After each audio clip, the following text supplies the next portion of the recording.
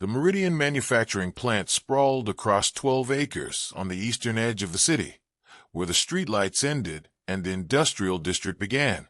Built in 1978, the factory produced automotive parts, pistons, bearings, transmission components.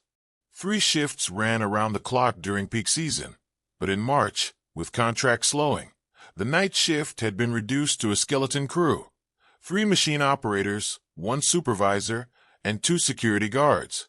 Miguel Alvarez was one of those guards. He had worked at Meridian for 4 years.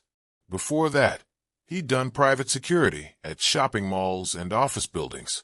Factory work paid better, and the overnight shift suited him. He was 41, divorced, with 2 kids he saw every other weekend. The job was quiet, predictable, safe. On the night of March 9th, Miguel arrived at the plant at 10:45 p.m., 15 minutes before his shift began. He parked in the employee lot, a vast expanse of cracked asphalt illuminated by harsh sodium lights. The factory loomed ahead, a massive structure of corrugated metal and concrete, its windows glowing faintly from the interior lights. He swiped his badge at the entrance and stepped into the lobby. The air inside was warm, thick with the smell of machine oil and metal dust. The fluorescent lights hummed overhead, casting everything in a sterile white glow. Carlos, the day shift guard, was waiting at the security desk. He looked tired, ready to leave. "Anything happened today?" Miguel asked, setting down his thermos. Carlos shrugged. "Quiet. Maintenance fixed the HVAC in Building C. That's about it." Miguel nodded. "Camera 12 still acting up?" "Yeah. Keeps triggering motion alerts. I checked it twice. Nothing there. Probably just a bad sensor." Miguel made a note on the logbook. Camera 12 covered the west end of the production hall, an area where older machinery sat idle during off hours. It had been giving false alerts for the past week. Carlos clocked out and left. Miguel was alone now, except for the night crew working in the far end of the plant. He settled into the chair behind the security desk and pulled up the camera feeds on the monitor array. 16 screens. 16 different angles of the factory. Hallways, loading bays, production floors, storage rooms. Most showed empty corridors and dark rooms. A few captured the distant glow of welding torches and the silhouettes of workers. Miguel sipped his coffee and watched. The night stretched ahead, slow and uneventful. At 11:32 p.m., camera 12 triggered an alert. A soft beep from the console. Miguel glanced at the screen. The West Production Hall. The feed showed rows of silent machines, shadowy and still. Nothing moving. He clicked on the alert log. The system had detected motion at 11:31 and 47 seconds p.m. He rewound the footage and watched. The camera angle was fixed, pointed down a long aisle between 2 rows of machines. For several seconds, nothing happened. Then, at the 11 hours 31 minutes and 45 seconds mark, something moved. A shadow. Quick. Crossing from left to right, just at the edge of the frame. Miguel frowned and rewound it again. Watched it in slow motion. The shadow was there. Definite. Human-shaped. But when it passed through the center of the frame, where the overhead lights should have illuminated it, there was nothing. Just empty space. Miguel paused the video and stared at the screen. "Probably a glitch," he muttered. "Bad compression." But the shadow had moved with purpose, like someone walking. He picked up his radio. "This is Alvarez. Anyone working near the West Hall?" Static. Then a voice crackled through. "Negative. We're all in Building B tonight." Miguel acknowledged and set the radio down. He made a note in the logbook. Camera 12, false motion alert, 11:32 p.m. Probable software issue. He returned to monitoring the other feeds, but his eyes kept drifting back to camera 12. The screen showed the same empty aisle, the same silent machines. But now, Miguel couldn't shake the feeling that something was watching back. The rest of the night passed without incident. Miguel made his rounds at 1 a.m. and 3 a.m., walking the perimeter, checking doors, scanning badge readers. Everything was locked. Everything was in order. When his shift ended at 7 a.m., he handed off the logbook to the morning guard, a younger guy named Travis, and mentioned the camera 12 alerts. Travis nodded absently. Yeah, it's been doing that. IT says they'll look at it next week. Miguel drove home, slept fitfully, and returned that evening. The second night started the same way. Quiet. Routine. But at 12:14 a.m., camera 12 triggered again. Miguel pulled up the feed immediately. The West Hall was empty, as expected. He rewound the footage to review the alert. This time, the movement was more pronounced. At 12:13 and 52 seconds p.m., a figure appeared at the far end of the aisle. Not a shadow, a full figure. Dark. Humanoid. It walked slowly down the center of the aisle, between the rows of machines, moving toward the camera. Miguel leaned forward, his pulse quickening. The figure was too indistinct to make out details. No face, no clothing, just a vague shape. But it moved like a person. Steady. Deliberate. As it reached the midpoint of the aisle, it stopped and turned to face the camera. For 3 seconds, it stood completely still. Then the feed cut to static. Miguel's stomach dropped. He checked the timestamp. The static lasted exactly 4 seconds. When the feed returned, the aisle was empty again. He rewound the clip and watched it 5 more times. Each time, the same sequence. Figure appears, walks forward, stops, turns toward camera, static. Miguel grabbed his flashlight and radio. Travis, you there? No response. Travis was making his rounds in another building. Miguel stood and walked toward the West Hall. The factory was massive, and it took him nearly 10 minutes to reach the production area. The overhead lights were dim here, most of them switched off to save power. The machines sat in long rows, silent and hulking. Miguel swept his flashlight across the aisle, where the figure had appeared. Nothing. No footprints in the dust. No signs of disturbance. He walked the full length of the aisle, checking behind machines, under conveyor belts, in the shadows. Empty. He returned to the security desk and pulled up the footage again. But this time, something was different. The timestamp. The alert had triggered at 12:14 a.m. But the footage, the clip showing the figure, had a timestamp of 12:11 a.m. 3 minutes before the alert. Miguel stared at the screen, his mind racing. That wasn't possible. The camera only started recording when motion was detected. It couldn't record something that happened before the sensor triggered. Unless the footage was old. A cached clip from a previous alert. But the date stamp matched. March 10th, 2025. Miguel opened the system settings and checked the server logs. The file had been created at 12:14 and 3 seconds a.m. Uploaded directly from camera 12. No errors. No anomalies. Except for the impossible timestamp. Miguel saved the clip to a USB drive and logged the incident in detail. He didn't know what he was looking at, but he knew it wasn't normal. And he knew he wasn't imagining it. Over the next 3 nights, the alerts became more frequent. Camera 12 triggered every night, sometimes multiple times. And each time, the footage showed something. On March 11th, a door at the far end of the West Hall opened and closed by itself. The motion sensor registered no movement. On March 12th, a toolbox on a workbench tipped over, spilling wrenches across the floor. When Miguel arrived to check, the tools were back in the box. On March 13th, the figure appeared again. This time, it stood directly in front of camera 12, staring up at the lens. The feed cut to static after 8 seconds.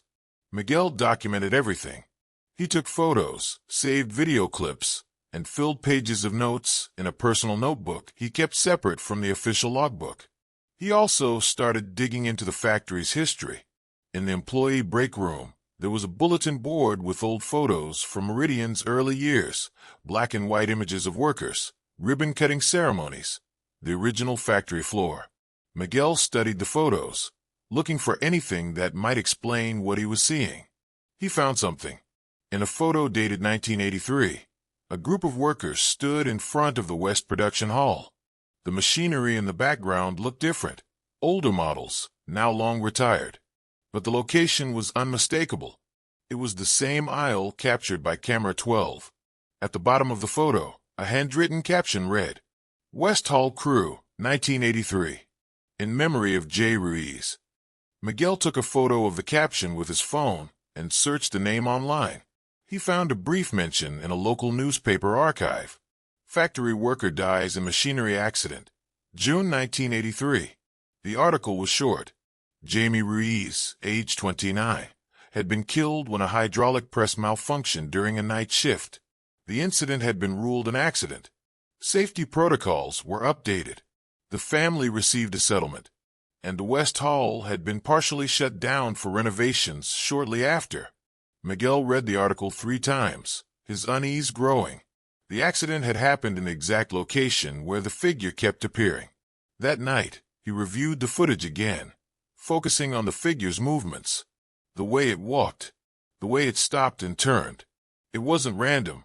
It was deliberate, like someone following a routine they'd repeated for decades. Miguel didn't believe in ghosts. He'd spent years working security, investigating strange noises and false alarms. There was always an explanation: wind, faulty wiring, animals, pranksters. But this was different. At 2:47 a.m., camera 12 triggered again. Miguel watched the live feed. The figure appeared at the far end of the aisle, just like before. It walked slowly toward the camera, its shape dark and indistinct. Miguel grabbed his flashlight, his radio, and his phone. He left the security desk and headed for the West Hall. He wanted to see it for himself. Miguel reached the West Hall at 2:52 a.m. The overhead lights were off, the area illuminated only by the faint glow of emergency exit signs. The machines loomed in the darkness, their shapes angular and imposing. He stood at the entrance to the aisle and raised his flashlight. The beam cut through the shadows, illuminating dust motes hanging in the still air. Nothing. Miguel walked forward slowly, his footsteps echoing off the concrete floor. He swept the flashlight left and right, checking behind every machine, every workbench. The aisle was empty.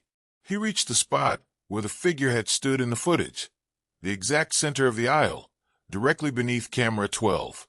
He looked up at the camera. The lens stared back, its red recording light blinking steadily. Miguel stood there for a moment, listening. The factory was never truly silent. There was always the hum of ventilation, the distant clang of machinery from other buildings, the creak of metal settling. But tonight it felt different, heavier. He keyed his radio. "Travis, you copy?" Static. Then, "Yeah, I'm here. You okay?" "I'm in the West Hall. Camera 12's been acting up again. You see anything on your end?" "Checking now. No, nothing.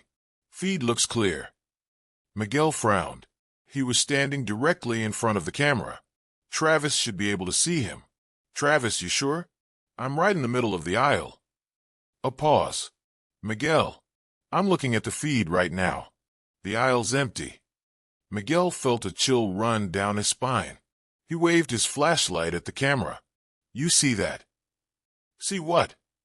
Miguel's breath caught. He looked around the aisle, suddenly very aware of how isolated he was. "Never mind," he said. "I'm heading back." He turned and started walking toward the exit. But halfway down the aisle, he stopped. Someone was standing at the far end. A figure. Dark. Motionless. Miguel raised his flashlight, but the beam didn't reach far enough. The figure was just outside the range of the light, barely visible in the shadows. "Hey," Miguel called out. "This is a restricted area. Identify yourself." The figure didn't move. Miguel took a step forward. "I said identify yourself." Still nothing. He reached for his radio, but before he could key it, the overhead lights went out. Complete darkness. Miguel's flashlight was the only source of light now. He swung it toward where the figure had been. Nothing. Just empty space. Then, from somewhere behind him, he heard a sound. Footsteps. Slow. Steady. Metal on concrete. Miguel spun around, his flashlight cutting through the darkness. The beam illuminated rows of machines, shadows, but no person. The footsteps continued, growing louder, closer. "Who's there?" Miguel shouted, his voice echoing. No response. The footsteps stopped. Miguel stood in the silence, his heart pounding. He could hear his own breathing, ragged and sharp. Then softly a voice. "Why are you here?" Miguel froze. The voice was close, directly in front of him. He raised his flashlight. "Nothing." "Who are you?" Miguel asked, his voice trembling. "You shouldn't be here." The voice was calm, almost sad. Miguel backed away, his flashlight sweeping frantically. "Show yourself." The lights came back on, harsh, blinding. Miguel blinked, his eyes adjusting. The aisle was empty. No figure, no footsteps, just the silent machines and the hum of the overhead lights. Miguel stood there for a long moment, trying to catch his breath. Then he turned and walked quickly back to the security desk. He didn't look back. Miguel didn't file a report about what happened in the West Hall. He wasn't sure how to explain it. Instead, he focused on the footage. When he returned to the security desk, he pulled up the recording from camera 12, starting at 2:50 a.m. The footage showed him entering the aisle, walking toward the camera, stopping directly beneath it. His flashlight beam was visible, sweeping across the machines. Then, at 2:56 a.m., the lights went out. The camera switched to night vision mode, bathing everything in a grainy green glow. Miguel watched himself standing in the darkness, his flashlight the only bright spot. He saw himself turn, sweeping the light around the aisle. And then, at 2:57 and 14 seconds a.m., something appeared behind him. A figure, tall, dark, standing just outside the range of his flashlight. Miguel's stomach dropped. He leaned closer to the screen. The figure didn't move. It just stood there, watching him. On the footage, Miguel turned again, his flashlight swinging toward the figure. But the beam passed through it. No reaction, no reflection, just empty space. The figure remained visible on the night vision feed. At 2:58 a.m., the lights came back on. The camera switched back to normal mode. The figure was gone. Miguel sat back, his hands shaking. He watched the clip 3 more times, frame by frame. The figure had been there, on camera, solid, real, but he hadn't seen it. Miguel saved the clip and made a decision. He was going to take this to management, to someone who could explain it. But first, he needed more evidence. That night, March 14th, Miguel prepared. He brought a second camera, a handheld unit he'd borrowed from a friend. He set it up on a tripod at the entrance to the West Hall, aimed down the aisle toward camera 12. At 1:34 a.m., the alert triggered. Miguel grabbed his flashlight and his radio and headed for the West Hall. As he walked, he recorded himself using his phone. March 14th, 1:35 a.m. Responding to motion alert from camera 12. "I'm entering the West Hall now." He reached the aisle and stopped. The handheld camera was recording, its red light blinking. Miguel walked forward slowly, narrating as he went. The aisle appears empty. No visible movement. "I'm approaching the center now." He reached the spot beneath camera 12 and stopped. "I'm directly under the camera. Nothing unusual so far." Then the lights went out. Miguel kept his phone recording. His flashlight beam cut through the darkness. Lights just went out, switching to flashlight. He swept the beam around the aisle. Empty. Then he heard it. A voice. Faint. Coming from somewhere ahead. Miguel. His name. Miguel's breath caught. "Who's there?" The voice came again, clearer now. "Miguel, you need to leave." "Show yourself," Miguel demanded, his voice shaking. "It's not safe here. Not for you." Miguel took a step forward. "I'm not leaving until I know what's going on." A pause. Then, "We tried to warn you." Miguel's flashlight flickered. Once. Twice. Then went out completely. Darkness. Miguel fumbled for his phone, but the screen was black. Dead. He stood in the complete absence of light. his pulse hammering in his ears. Then slowly, a shape began to form in front of him. Not a shadow, not a figure. Light, faint at first, then growing brighter. A pale, cold glow that seemed to come from nowhere. In the glow, Miguel saw a face. Jamie Ruiz, the man from the photo, the worker who died in 1983. He looked exactly as he had in the picture. Young, tired, sad. "You can see me," Jamie said softly. "You're the first one who's seen me."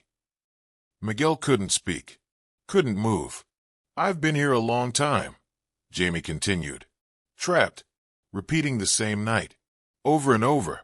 I thought if someone saw me, I could finally leave." The glow began to fade, but I was wrong. The last thing Miguel heard was the sound of the hydraulic press, the same press that had killed Jamie 42 years ago. A grinding, mechanical roar. Then silence. Epilogue. Miguel Alvarez was reported missing on March 15, 2025. His car was found in the employee lot at Meridian Manufacturing. His belongings were at the security desk. His phone was recovered in the West Hall, its battery completely drained. The security footage from that night was reviewed by local police.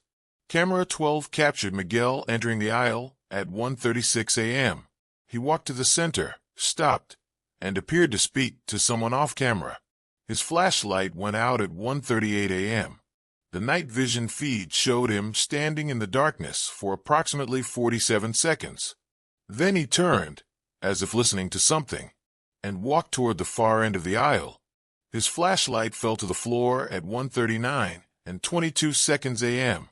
At 1:39 and 31 seconds a.m., a figure stepped into frame. Tall, dark, indistinct. The figure stood perfectly still, facing the camera. The motion sensors registered nothing. The heat sensors registered nothing. But the camera kept recording. At 1:39 and 48 seconds a.m., the feed cut to static. When it returned, the aisle was empty. Miguel Alvarez was never found. The case remains unsolved, and Camera 12 continues to trigger alerts. Every night, at 1:39 a.m.,